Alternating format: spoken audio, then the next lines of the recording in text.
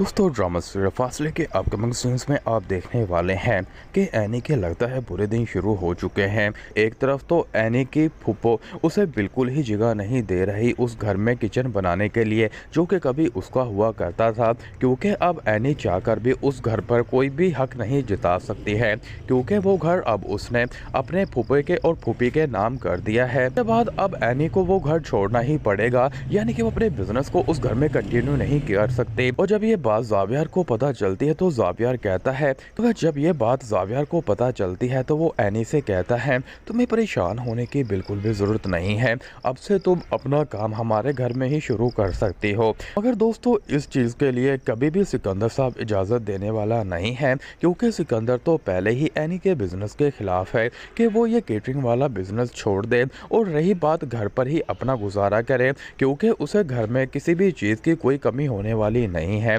और दोस्तों अब इतने से ही बात को लेकर सिकंदर और जावियर की काफ़ी ज़्यादा मुँहमारी होने वाली है, क्योंकि सिकंदर एनी के बिजनेस के लिए घर में जगह देने वाला नहीं है, जबकि जावियर अपने बाप से कह देता है कि इस घर पर मेरा पूरा हक है और अगर